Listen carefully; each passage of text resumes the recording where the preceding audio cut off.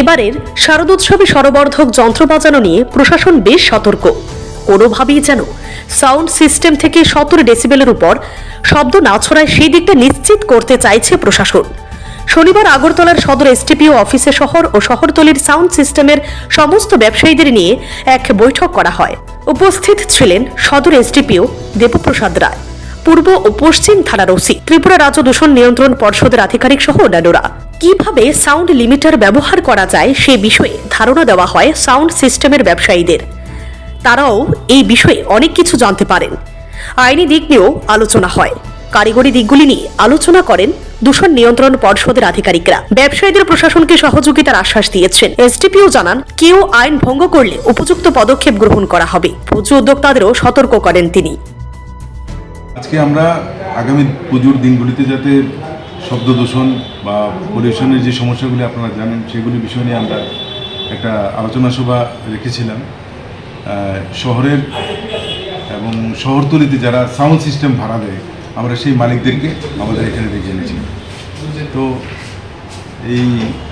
আমাদের এই অনুষ্ঠানে উপস্থিত ছিল আমাদের ওসি ওয়েস্ট এবং পলিউশনের মেম্বার সেক্রেটারি কর্মকার মহোদয়।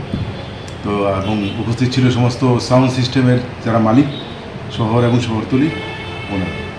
তো আমাদের উদ্দেশ্য একটাই, দুর্গাপুজোর দিনগুলিতে সাউন্ড সিস্টেম নিয়ে যেন কোনো ধরনের বিতর্ক বা কোনো ধরনের সমস্যা বা কোনো ধরনের আইনি বিধিনিষেধ বা বাধা সৃষ্টি না।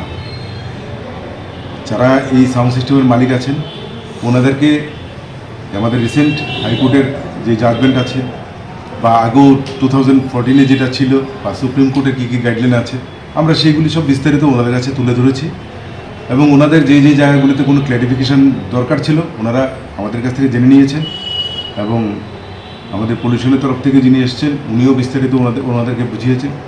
তো আমাদের দৃঢ় বিশ্বাস এই আলোচনা আগামী দিনগুলিতে পলিউশনের ক্ষেত্রে এবং নয়েজ পলিউশন, স্পেশালি নয়েজ পলিউশনের ক্ষেত্রে একটা ভালো পদক্ষেপ এবং আমরা অনেকটা এই সমস্যা থেকে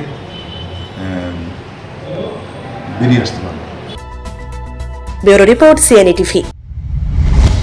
CNE TV, channel for news and entertainment.